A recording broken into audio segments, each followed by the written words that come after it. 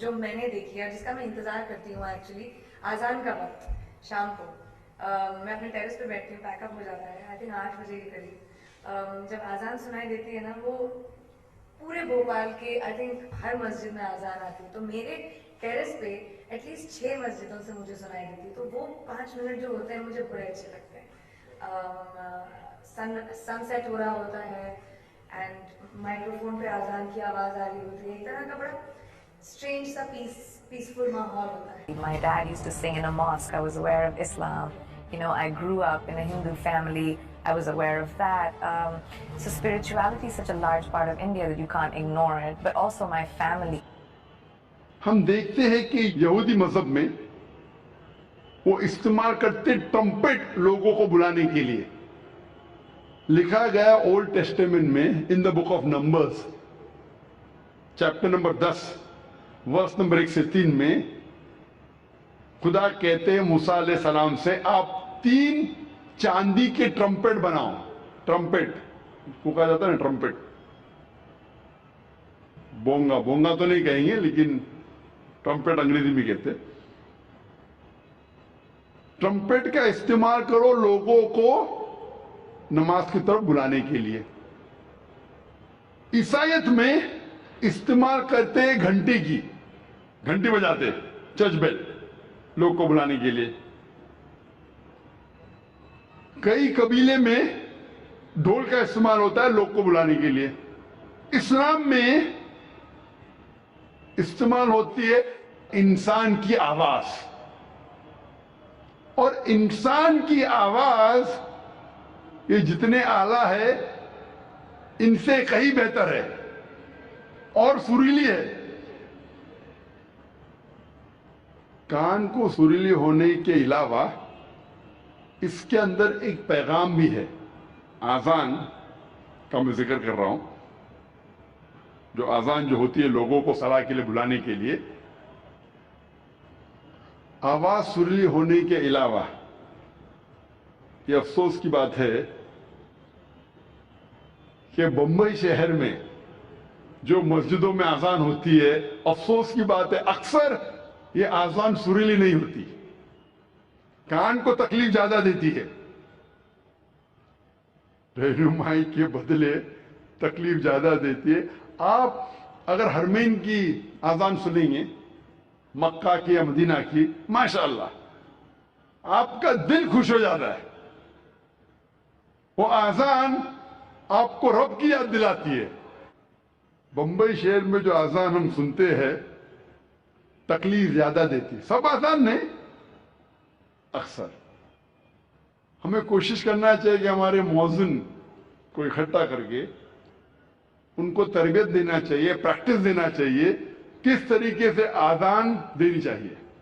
کیونکہ آزان کے وجہ سے جب میں انٹرویو کرتا ہوں کئی نو مسلم کو، میں کئی نو مسلم کو جانتا ہوں جو صرف آزان کے وجہ سے اسلام قبول کیے. میں پوچھتا ہوں اکثر نو مسلم سے، آپ کو اسلام میں سب سے زیادہ پسندیدہ چیز کیا لگی؟ اکثر لوگ کہتے ہیں توحید اور کئی چیزیں. کچھ لوگوں نے مجھ سے کہا وہ آزان اتنی اچھی ہے کہ جب بھی آزان سنتا ہوں میں دل میرا باغ باغ ہو جاتا ہے، دل خوش ہو جاتا ہے. تو ہمیں کوشش کرنا چاہیے کہ ہمارے مؤذن جو ہے اس شہر میں ان کی تربیت کرے کہ کس طریقے سے صحیح آزان دینا چاہیے. اور جیسے میں کہہ رہا تھا کہ آزان سریلی ہونے کے علاوہ ایک پیغام دیتی ہے ہمیں. افسوس کی بات ہے کہ اکثر مسلمان آزان کی معنی جانتے ہی نہیں. تو مسلمان نہیں جانتے تو غیر مسلم کیسا جانے. اور میں ایک واقعہ آپ سے کہنا چاہتا ہوں، اور یہ حقیقت واقعہ ہے. تقریباً 10-15 سال پہلے جب میں کیرالہ میں گیا تھا تقریر کرنے کے لیے، اور یہ حقیقت ہے، مجھے مہمان خصوصی بنایا گیا تھا، اور میرے تقریر کے پہلے ایک غیر مسلم پولیٹیشین کو بلایا تھا. اور اپنے تقریر میں ہر پولیٹیشین جو غیر مسلم میں کوشش کرتا ہے کہ اگر مسلم گیدرنگ دیکھتا ہے تو وہ تعریف کریں گے اسلام کی.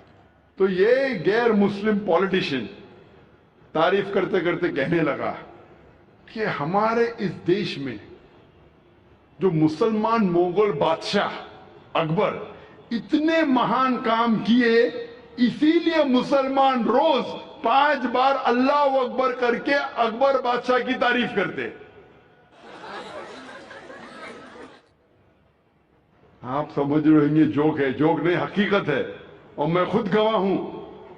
میں سٹیج پہ بیٹھا تھا، اچھا میری تقریر کے پہلے اس نے کہا، تقریر میں نے اس کی غلط فہمی کو دور کیا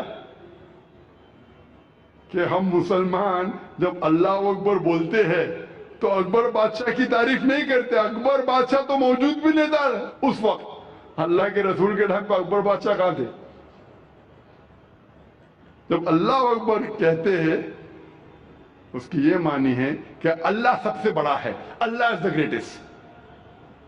اسی لیے ہر مسلمان کا فرض ہے کہ کم از کم وہ آذان کی معنی کو جانے تاکہ خود کے دل پہ اثر ہو، اور ساتھ ساتھ جو لوگ کو اس کی معنی نہیں پتا ہے، غیر مسلمانوں کو نہیں پتا ہے، ان لوگوں کو اس کی معنی بتائے. اور آذان میں ہم 4 بار دہراتے ہیں اللہ اکبر اللہ اکبر اللہ اکبر اللہ اکبر. اللہ سب سے بڑا ہے، اللہ سب سے بڑا ہے، اللہ سب سے بڑا ہے، اللہ سب سے بڑا ہے. اشہد ان لا الہ الا اللہ، میں گواہی دیتا ہوں اللہ کے علاوہ کوئی معبود نہیں. میں گواہی دیتا ہوں کہ اللہ کے علاوہ کوئی معبود نہیں. اشہد ان محمد رسول اللہ، میں گواہی دیتا ہوں کہ محمد صلی اللہ علیہ وسلم اللہ سبحانہ تعالیٰ کے رسول ہے.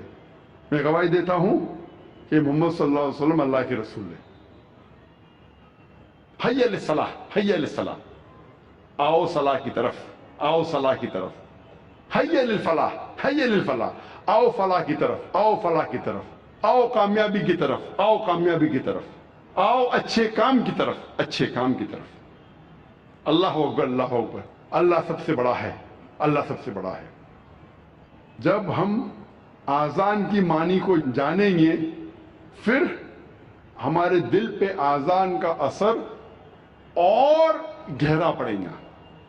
صرف عربی نہیں جاننے کے باوجود پڑھتا الحمدللہ ثم الحمدللہ، لیکن اگر اس کی معنی جانے تو انشاءاللہ یہ اور گہرا اثر کرے گا آپ کے دل پر اور آپ کے دماغ پر.